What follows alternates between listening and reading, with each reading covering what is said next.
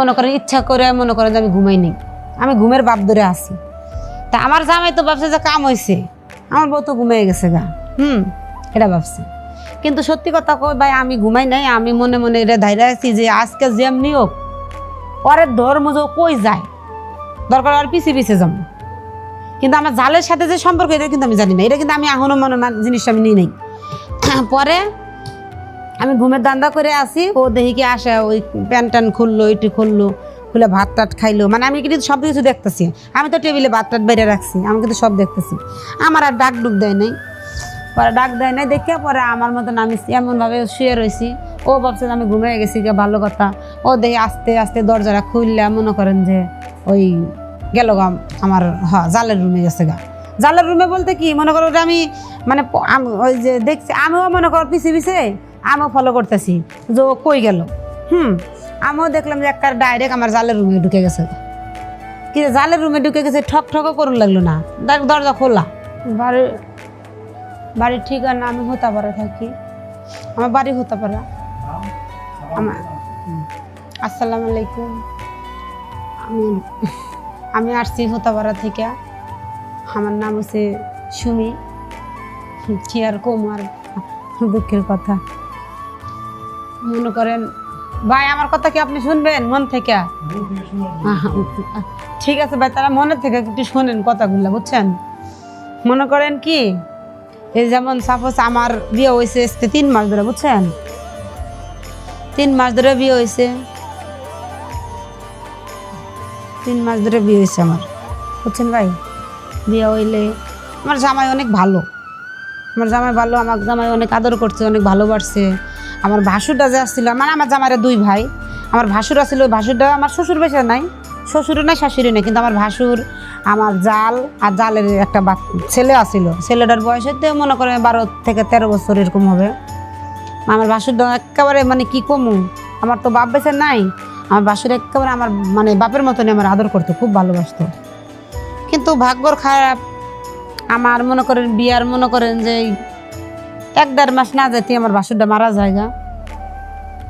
ভাসুরটা মারা গেলে ভাসুরটা মারা যায়, মারা গেছে, অনেক খারাপ লাগছে যে মানে আমারে অনেক আদর যত্ন করছে, অনেক সম্মান করছে, খুব ভালো লাগছে। এই জন্য মানে উনি মারা গেছে না, মনে হয় আমাদের একটা মানে মাথায় চলে গেছে কাজে, আমাকে নিঃস্ব হয়ে গেছি আমরা, মানে আমাদের আর কোনো কিছু ভালো লাগে না, কোনো শুধু বাইরেটার কথা মনে পড়ে। আমার ভাবিটাও সারাক্ষণ কান্দে, মানে আমার জাল সারাক্ষণ কান্নাকাটি করে। আমিও আমার জালের আমি বুঝাই টুজাই যে থাক ভাবি, আল্লাহর মাল আল্লাহ নিয়ে গেছে গা, ওগুলো কয়া লাভ নেই, কান্দা কাটে লাভ নেই, আমরা তো আসছি। এরকম করছি, এরকম বুস্টুস দেওয়া যাকবো, আর তো মানে ভালোই ছিলাম। আমার জাল আমার সাথে অনেক ভালো ব্যবহার করতো, আমিও করতাম তার সাথে। আমার জামাই আমার সামনে ব্যবহার ভালো, মানে আমার স্বামী আমার লোকে ব্যবহার ভালো করছে, কিছু বুঝতে পারিনি, কোনো কিছু জানি না।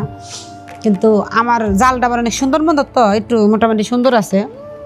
যাই হোক, সুন্দর তো আর আমিও কম না ভাই, আমিও কিন্তু মাসাল সুন্দর আছি।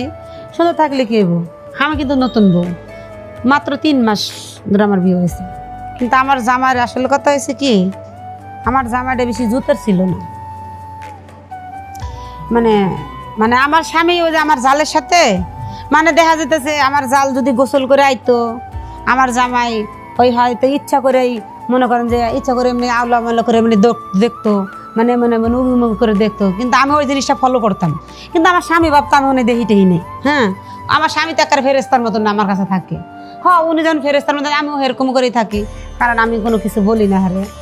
কিন্তু হঠাৎ করে একদিন দেখি কি আমার জামাই মানে আমি গেছিলাম মানে গোসল করতে গেছি, পরে আয়া দেখি কি আমার জামাই আমার মানে জালের রুমের ভিতরে সেই সুন্দর করে হারা দুজনে অনেক আনন্দ ফুর্তি করতেছে, লুডো খেলতেছে। পরে মানে আমার একটা খারাপ লাগলো যে মানে বিষয়টা তো বুঝতেই পারতেছেন, আমার জালে যদি আমার ভালোবাসতো যে কইতে পারতো যে আর আমরা 3 জন মিলে একসাথে খেলি, এটা কইতে কইতে আমার জালের বাচ্চাটাও কিন্তু নাই, ওখানে ছিল না, ওরা আবার দোকানে পাঠিয়ে দিচ্ছে মজা কিনুনের লেগে। আমি আবার জিজ্ঞেস করলাম যে ভাবি এই যে রাজা কই, ওই দোকানে গেছে। আমাকে আচ্ছা ঠিক আছে। কিন্তু আমার স্বামী যে আমার দেখে যে উঠবো কি ভালো কি মন্দ, যে আমি গেছি, ওর কি মনের মধ্যে যে একটা আছে না, যে ভয়টা আছে না, ওগুলো কোনো কিছু না। একটু কইলো না যে তুমি খেলবা কি না খেলো, আমার এগুলো কিছু জিজ্ঞেস করলো না, থাকগা। আমি মন খারাপ করে মানে মনে মনে চিন্তা করলাম থাকগা, সব সমস্যা নেই, মাইন্ডে নিলেই মাইন্ড দরকার নেই, এটা আমার বড় জাল, কি মাইন্ড করবো, কে হাত দেওয়ার, হে খেলতেই পারে স্বাভাবিক। পরে আমার মতন আমি আয়া পড়ছি। হওয়ার পরেই পরের দিনকে ভাইয়া কি কমো আর দুঃখের কথা, পরের দিনকে দেখি উনি আমারে রাখা মানে রাতের এই 1টা বাজে মনে হয়। আর গ্রামের মানুষ তো বোঝেনি, তাড়াতাড়ি করে ঘুমায়া যায় গা। আমাদের মনে করেন আমাদের গ্রামে মনে করেন একটাও না মনে করেন অনেক রাত হয়ে গেছে গা। পরে দেখা যেতেছে যে আমার স্বামী মানে আমি ঘুমাই গেছি গা, হঠাৎ করে আমি মানে এমনি মানে ঘুমের দানে এমনি হাত দিছি, দেখি যে আমার স্বামী নাই। হ্যাঁ, আমার স্বামী নাই। পরে আমি ভাবলাম মানে বিছনা এমনি হাতাইতেছি, পরে লাইট দিয়ে সুইচ দিছি, দেখি যে না, হ্যাঁ কোনো আশেপাশে না। আমি তো ভাবছি মনে হয়তো বাথরুমে গেছে, আসবই নি, তো এরকম করতেছি। পরে দেখি যে হ্যাঁ কিছুক্ষণ পর আবার আসছে। আমি জিজ্ঞেস করলাম যে এত তুমি কই গেছিলে, এত বাথরুমে গেছিলাম।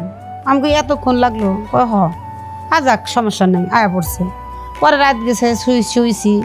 পরের দিনকে আবার ওই একই কাহিনী, বুঝছেন। এইভাবে মনে করেন যে আমি ধরতে পারি না, মানে বুঝতে পারি না, আমার তো ভিতরে সন্দেহ নাই যে আমার জালের সাথে হ্যাঁ সাথে এই সম্পর্ক বলে, তার মানে মাথার বিরন্তি আমি নিই। হ্যাঁ আমার জামাই বাইরে যেতে পারে, বাথরুমে গেছে, নাহলে কোনো বন্ধু বান্ধবের দেখা করতে পারে গেছে। আমি তো এটা ভাবছি আমার স্বামী যে আমার জালের রুমে যে হেরা দুইজনে মনে করেন যে হেরা দুইজনে যে থাকা মেলা করে, হেরা যে জামাই স্বামী বইয়ের মতন যেগুলো করতেছে আমি কিন্তু জানি না ভাই, এগুলো আমি এইসব বিষয় জানি না। পরে দেখি কি আল্লাহর কি কাম, একদিন চোরের 10 দিন গেরস্তের 1 দিন, বুঝেন নাই, কথাই আছে।